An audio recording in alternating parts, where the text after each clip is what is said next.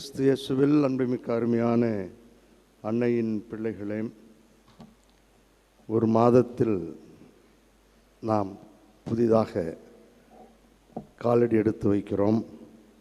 இந்த மாதம் முழுவதும் இறந்த நம் நம்பிக்கையாளர்களுக்காக ஜெபிக்கக்கூடிய ஒரு நல்ல மாதமாக இறைவன் நமக்கு தந்திருக்கிறார்.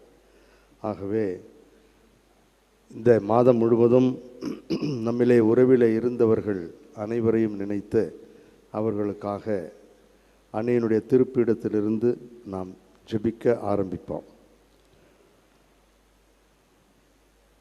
உறவின் சங்கமம் என்று ஒரு சிறிய தலைப்பை கொடுத்திருக்கிறேன்.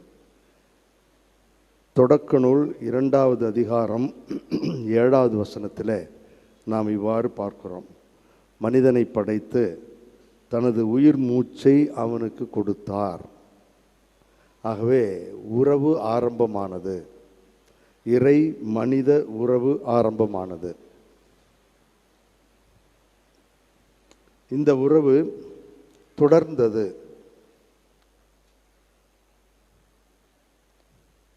இறைவன் குல முதல்வர்களை தேர்ந்தெடுத்து ஆபிரகாம், ஈசாக்கு என்று பார்க்கிறோம். இவர்கள் வழியாக அந்த உறவை தொடர்ந்து நடத்தி கொண்டிருக்கிறார். ஆனால் மனிதன் இறந்து போகிறான். மனிதன் இறந்தாலும் உறவு மட்டும் தொடர்ந்து கொண்டே இருக்கிறது. இறை மனித உறவு தொடர்கிறது. பிறகு எகிப்திலிருந்து மக்களை மீட்கிறார், மீட்பர் என்று காட்டுகிறார். உடன்படிக்கையின் மக்களாக உறவுக்கு ஒரு புதிய பரிமாணத்தை தருகிறார். அவர்களும் நீங்கள் எங்கள் கடவுள், நாங்கள் உங்கள் மக்கள் என்று தெளிவாக உறவை புதுப்பித்துக் கொள்கிறார்கள், உறவை ஏற்படுத்திக் கொள்கிறார்கள். மனிதர்கள் இறந்து போனார்கள், ஆனால் அந்த உடன்படிக்கையின் உறவு தொடர்ந்து வருகிறது. இறைவாக்கினர்களும் வந்தார்கள், இறைவாக்கினர்களும் இறந்து போனார்கள். இறைவாக்கினர்களின் குரலை கேட்ட, அவர்களது ஆலோசனை அறிவுரையை கேட்ட மக்களும் இறந்து போனார்கள். ஆனால் உறவு தொடர்ந்தது. இறை மனித உறவு தொடர்ந்து கொண்டே இருந்தது.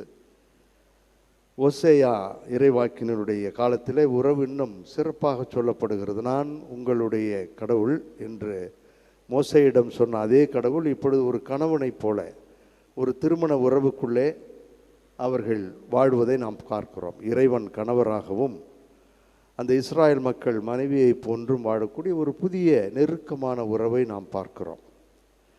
மனிதர்கள் இறந்து போனார்கள், ஆனால் உறவு மட்டும் தொடர்ந்து இருந்து கொண்டே இருந்தது. உறவு அழிக்கப்படவில்லை, உறவு என்றும் நிலையாய் இருந்தது. இறந்தவர்களை பற்றி எண்ணி பார்க்க வேண்டும் என்ற ஒரு எண்ணம் மக்கபேயர்கள் காலத்திலே வந்தது. ஆகவே மக்கபேயர் 2வது புத்தகம் 12:44-45 இறந்தவர்களுக்காக வேண்டல்கள் செய்ய வேண்டும். ஒரு புதிய பரிமாணம். இறந்து போனவர்களை அதுவரை அவர்கள் நினைத்ததாக நமக்கு தெரியவில்லை. ஆனால் நினைவில்லாமல் இருந்திருக்க மாட்டார்கள். ஆனால் அவர்களுக்காக ஜெபிக்க வேண்டும். அவர்கள் எப்படி எந்த நிலையில் இருக்கிறார்களோ தெரியவில்லை. ஆகவே அவர்களுக்காக ஒருத்தல் தபசு முயற்சிகளை செய்ய வேண்டும் என்ற ஒரு புதிய பரிமாணத்தை, உறவின் பரிமாணத்தை இறைவன் தருகிறார். அதை செய்த மனிதர்கள் இறந்தார்கள், ஆனால் ஜெபங்கள், உறவு நிலைத்து நின்றது. இறைவன் மற்றொரு புதிய பரிமாணத்தை இதன் மூலம் நமக்கு தருகிறார். இப்படி கடந்து வந்த காலத்தில் இயேசுவினுடைய காலத்திற்குள் நாம் வருகிறோம். இந்த இயேசுவின் காலத்தில்தான் மரணம் என்ன நிலையை கொண்டிருக்கிறது, உறவு எப்படி ஒரு உச்ச கட்டத்திற்கு செல்லுகிறது, இந்த இறப்பு என்பது பயப்பட வேண்டிய ஒன்றோ பயம் காட்டக்கூடிய ஒன்றோ அல்ல என்பதை, உறவின் உச்ச பரிமாணத்தை, உறவின் சங்கமத்தை ஆண்டவர் இயேசு கிறிஸ்து நமக்கு சொல்லித் தருகிறார். பாடுகள், மரணம், உயிர்ப்பு என்ற ஒரு புதிய உறவின் பரிமாணத்தை இயேசு வெளிக்காட்டுகின்றார். யோவான் எழுதிய நற்செய்தி 11வது அதிகாரம் 23வது வசனத்தில் அவர் இவ்வாறு சொல்லுகிறார்.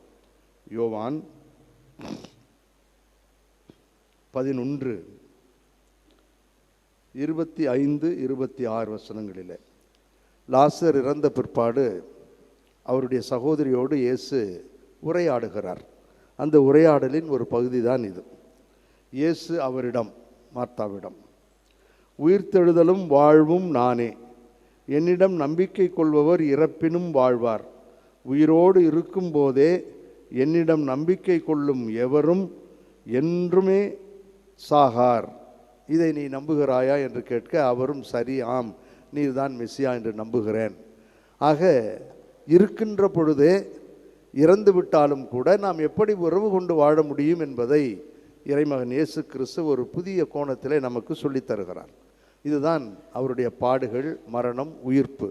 இதை நம்புகின்ற, மெசியா என்று ஏற்றுக்கொள்ளுகின்ற யாராக இருந்தாலும் அவர்கள் உயிரோடு இருக்கின்ற பொழுதே அவர் இறந்த பிற்பாடும் கூட வாழ முடியும் என்ற ஒரு புதிய பரிமாணத்தை, ஒரு புதிய கோணத்தை ஆண்டவர் அவர்களுக்கு சொல்லித் தருகிறார். ஆகவே மரணத்தை தாண்டி, மரண பயத்தை தாண்டி, உயிர்ப்பை பற்றி, நம்பிக்கையை பற்றி, எதிர்நோக்கு ஏமாற்றம் தராது என்று படித்த 2வது வாசகத்தின் ஆரம்பத்தில் சொல்லித்தந்ததை போல, நம்பிக்கையை பற்றி, எதிர்நோக்கை பற்றி, இறந்தும் உறவை பற்றி ஆண்டவர் இயேசு கிறிஸ்து உறவின் சங்கமத்தை நமக்கு தெளிவாக சொல்லித் தருகிறார். இதுதான் இன்றைய நாள். இந்த நாளிலே உறவை பற்றி அதிகம் சிந்திக்க வேண்டும். மரணத்தை பற்றி நினைக்காதீர்கள். எல்லோரும் இறந்துதான் ஆக வேண்டும். பொறாமைப்படாத ஒரே ஒரு நிகழ்வு மரணம்தான்.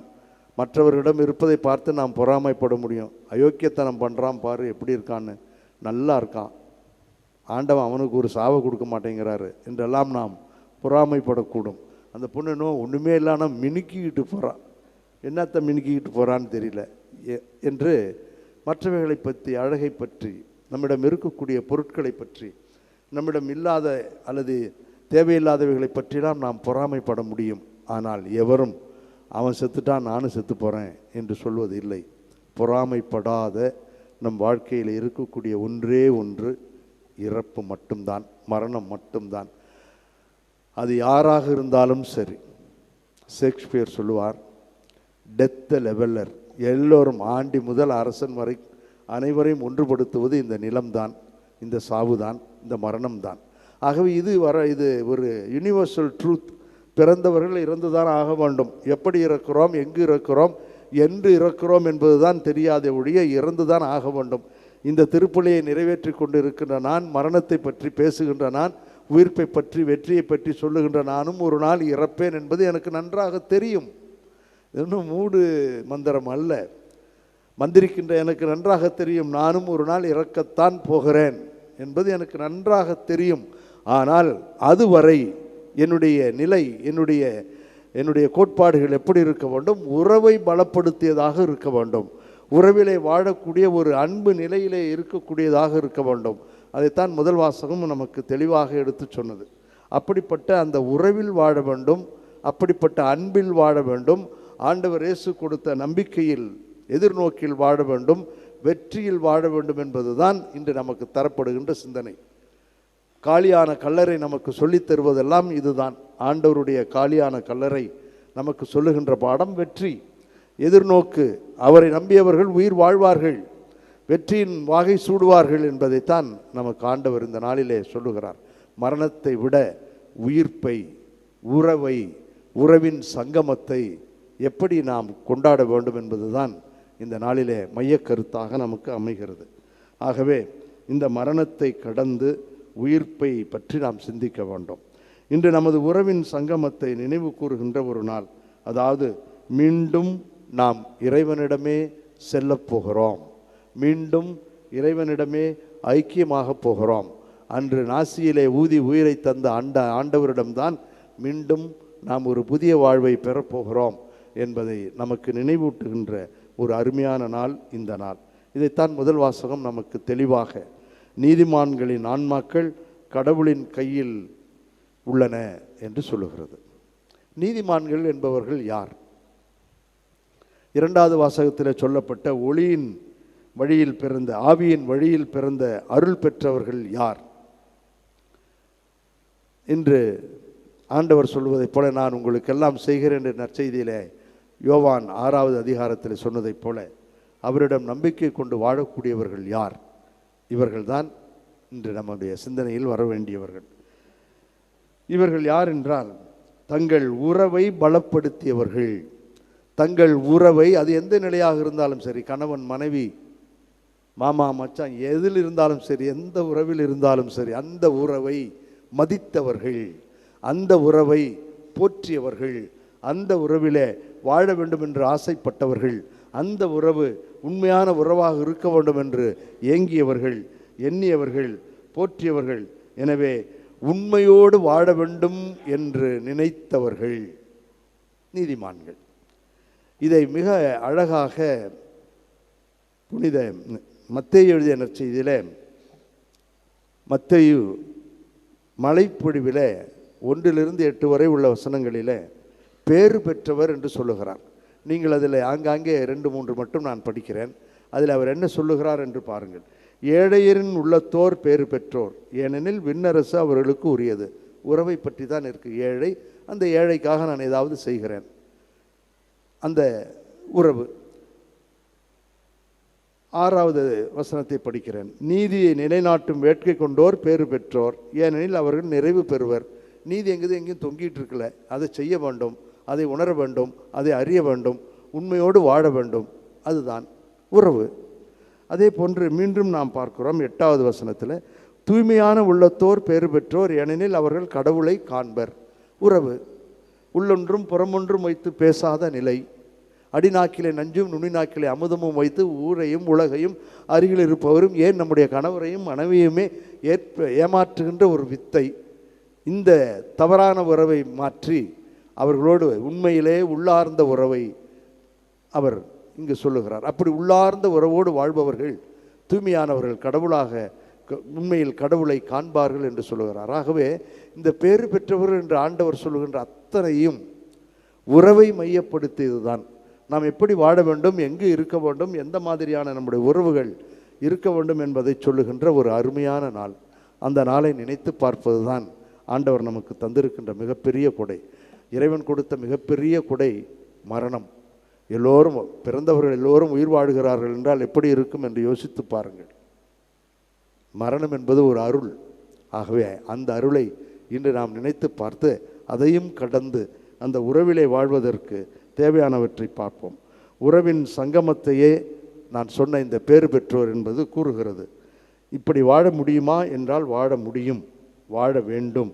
அதைத்தான் ஆண்டவர் நமக்கு சொல்லித் தருகிறார். பிலிப்பியருக்கு எழுதிய திருமுகம் 3வது அதிகாரம் 20வது வசனத்தில் நாம் இவ்வாறு படிக்கிறோம். பிலிப்பியர் 3:20, நமக்கோ விண்ணகமே தாய் நாடு, அங்கிருந்து தான் மீட்பராம் ஆண்டவர் இயேசு கிறிஸ்து வருவார் என காத்திருக்கின்றோம். ஆகவே நமக்கு இது சொந்தமான வீடு அல்ல, இது நமக்கு சொந்தமான இடமும் அல்ல. ஆகவே நாம் ஆண்டவரோடு உறவிலே மீண்டும் ஐக்கியப்படுத்த வேண்டும். தமிழகத்தில் சிறப்பாக வாழ்ந்த சித்தர்கள் சொன்ன ஒரு வாக்கியத்தை சொல்லி முடிக்கிறேன். இது ஒவ்வொரு தடவையும் நான் சொல்லுகின்ற அந்த உண்மை நிகழ்ச்சிக்கு ஒரே வரியில் உங்களுக்கு சொல்லித்தரும். பஞ்சு மெத்தை ஆனாலும் உட்கார்ந்தல்லவோ படுக்க வேண்டும். பஞ்சு மெத்தை ஆனாலும், நீங்கள் என்ன ஃபோமில் படுத்தாலும் சரி, இந்த ஃபோம் அந்த ஃபோம் படுத்தா தூக்கி அடிக்கும் என்று எந்த ஃபோமில் படுத்தாலும் சரி, போய் பொத்துன்னு உழுவ முடியாது. 2 நாள் உழுவலாம், 3 நாள் உழுவலாம், சந்தோஷமாக இருக்கும். ஆனால் நம்முடைய வாழ்க்கை ஒவ்வொரு நாளும் நமது கடைசி செயல் உட்கார்ந்து காலை தூக்கி பெட்டில் வச்சு படுக்கிறது தான். ஆகவே தான் சித்தர்கள் தெளிவாக சொன்னார்கள், பஞ்சு மெத்தை ஆனாலும், அல்லது கீழே நீங்கள் பாயில் படுத்தாலும் சரி, எதிலாக இருந்தாலும் படுக்கின்ற நேரம் பஞ்சு மெத்தையானாலும் உட்கார்ந்தல்லவோ படுக்க வேண்டும். அதில் உட்கார்ந்து காலை தூக்கி போடுற நேரம், இன்றைய நாள் எனக்கு எப்படி இருந்தது, இன்றைய நாள் என்னுடைய உறவுகளை நான் பலப்படுத்தி இருக்கிறேனா, காலை நான் எழுந்தால்தான் உண்மை, நான் எழுந்தால்தான் வாழ்வு. ஆகவே என்னால் வாழ முடிகிறதா? பஞ்சுமெத்தையானாலும் உட்கார்ந்தல்லவோ படுக்க வேண்டும்.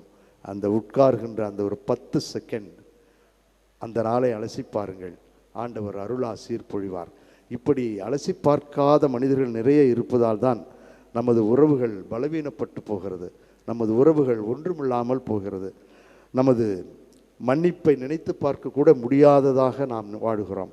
நமது ஈகோ, தற்பெருமை, ஆணவம், பொறாமை, ஜாதி வெறி, தாராள குணம் இல்லாமை, ஏற்றுக்கொள்ளாமை, இவைகளெல்லாம் நம்மை அலைக்கழிக்கின்றன.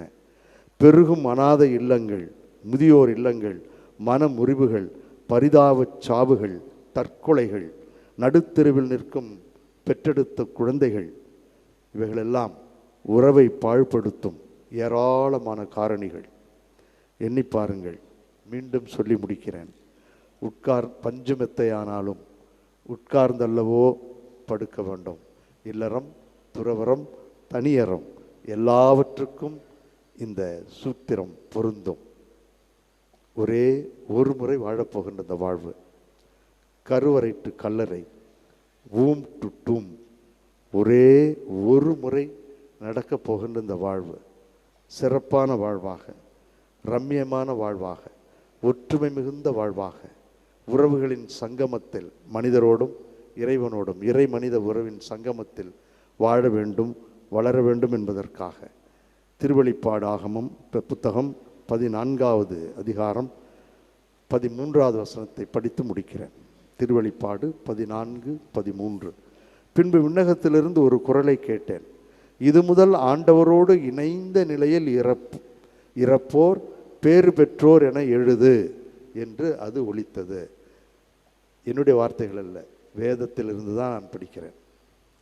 யாரெல்லாம் ஆண்டவரோடு, இது முதல் ஆண்டவரோடு இணைந்த நிலையில் இறப்போர் பேறு பெற்றோர், நீங்களும் நானும் ஒரே ஒரு முறை தான் வாழப்போகிறோம். இந்த ஒரு முறை வாழப்போகின்ற வாழ்வு அர்த்தமுள்ள வாழ்வாக இருக்கட்டும், உறவின் சங்கமத்திலே வாழக்கூடிய வாழ்வாக இருக்கட்டும், திறந்த தாராள மனதோடு அனைவரையும் ஏற்று வாழக்கூடிய ஒரு அற்புதமான வாழ்வாக இருக்க வாழ்ந்து காட்டிய அன்னை வேளாங்கண்ணி தாயிடம் சிறப்பாக ஜெபிப்போம். கருவறை டு கல்லறை, ஒரு முறை நடக்கப் போகின்ற வாழ்வு மகிழ்வான நிறைவான வாழ்வாக இருக்கட்டும். மரணத்தை அல்ல, உயிர்ப்பின் ஒளியிலே வாழ கற்றுக்கொள்வோம். வல்ல இறைவன் நல்லருள் பொழிவார். ஆமேன்.